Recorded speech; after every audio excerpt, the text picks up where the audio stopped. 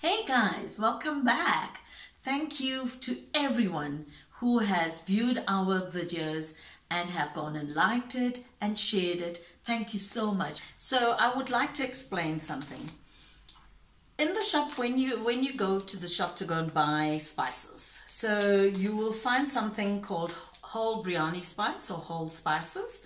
Now these have got a lot of different spices like cinnamon stick, bay leaves, and fennel. So it's got everything that you need for every curry.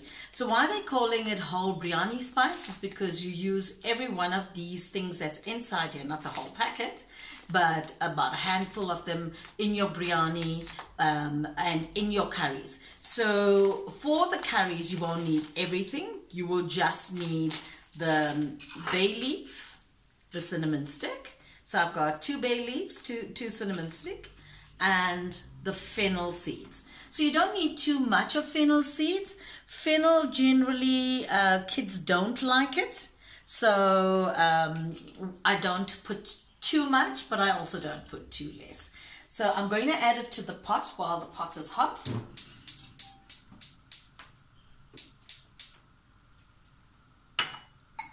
And I'm going to let it fry for a few seconds. It will impart a bit of flavor, and that's what you're looking for. Don't put too many cinnamon sticks. I found that I had bought cinnamon sticks from Madagascar, thinking it's the same as cinnamon sticks from India, and it was hectically strong, and my curry only tasted like cinnamon. So I'm better and wiser. So I'm going to add the onions, and again I've got curry leaves here. But if you don't have it, you don't need to put it. But if you can get it, you can use it. It gives you a better flavor. And curry leaf lasts in the fridge for months. I've got it in the fridge now for almost a month and a half. And you can also dry curry leaves. So you take the curry leaves, you rinse it, and you put it on paper, and you leave it outside in the sun. It gets dry, and then you can put it in either in your chili powders or your masalas for using in the future. So you'll always have it, and it doesn't wet your chili powder or anything. Okay, now that the onions are translucent, you can see it's looking very nice. I add the tomatoes.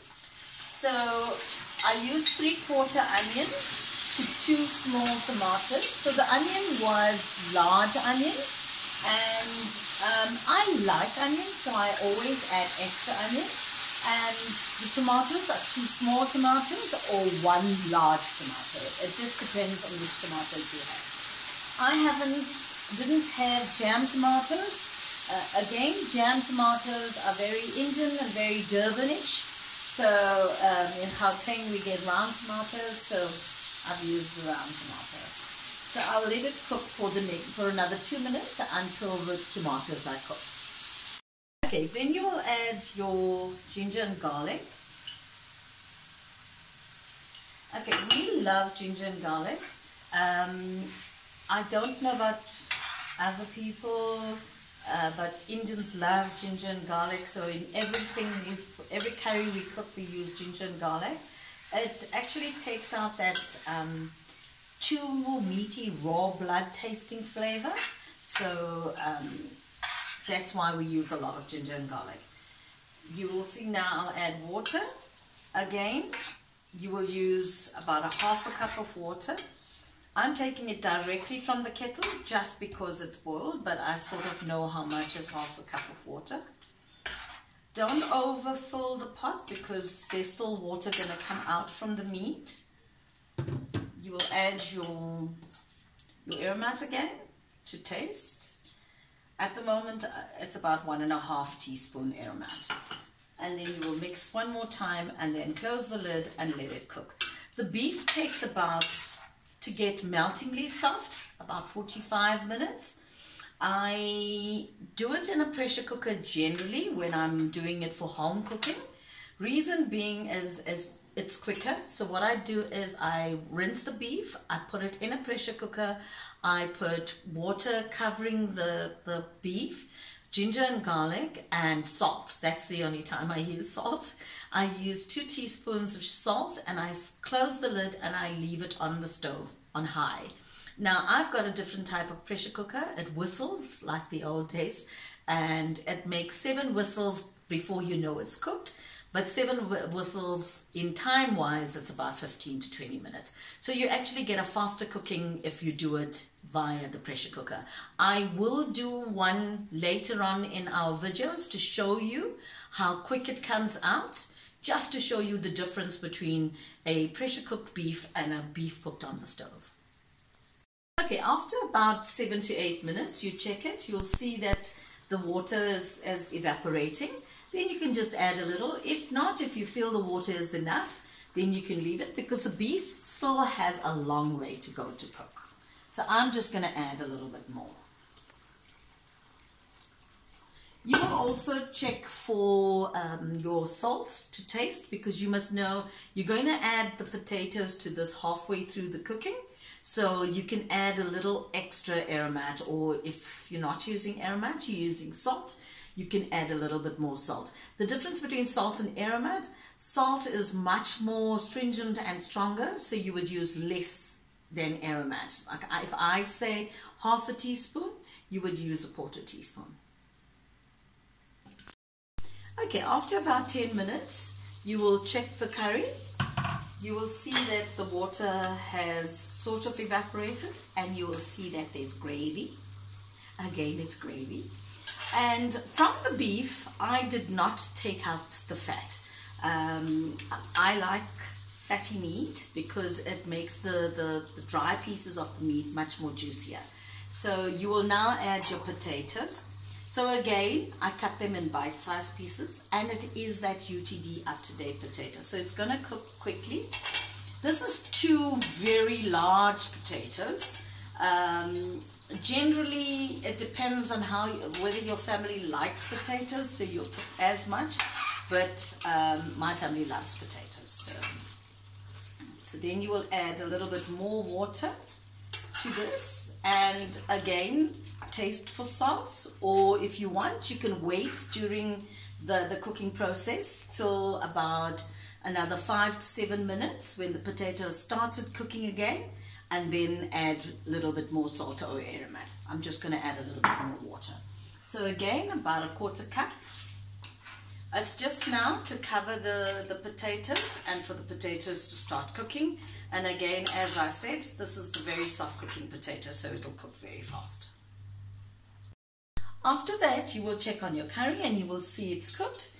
And the reason why we use the up-to-date potato, if you can see it from there, you can see the outside is soft and lovely, whereas the other type potatoes wouldn't be like that. You will actually taste it. It actually melted into the curry. So now we're going to put it into the bread, and that's when it becomes an actual bunny chow. Okay, so to make a bunny chow, you need a loaf of unsliced bread. Any bread, white, brown, it depends on you, what you prefer. We like white bread, so it's going to be white bread. I'm going to show you how to cut the bunny chow shapes. So first you find the middle of the bread. Okay, you will cut it down with a sharp knife. So my knife is nice and sharp. So in my home, we eat quarter bunnies because we don't like a whole half, it's too much. So a quarter bunny means this half loaf bread now is going to be cut in another half. So it makes a quarter.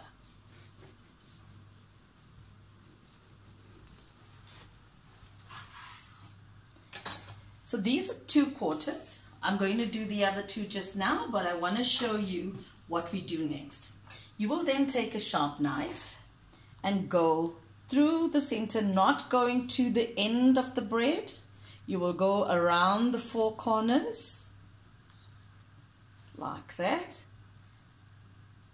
to the end, but not deep, not too deep and not too shallow.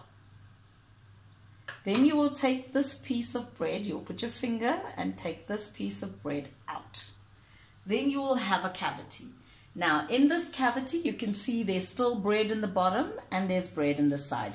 If you cut it too close to the sides, the bread and the curry is going to fall out of the bread. So this cavity is now going to be filled with your curries. Here goes now. Now we're going to the meat of the dish. So this is the beef curry. So we're adding it now to our bread. And as I said, the bread plus the curry makes a bunny chow.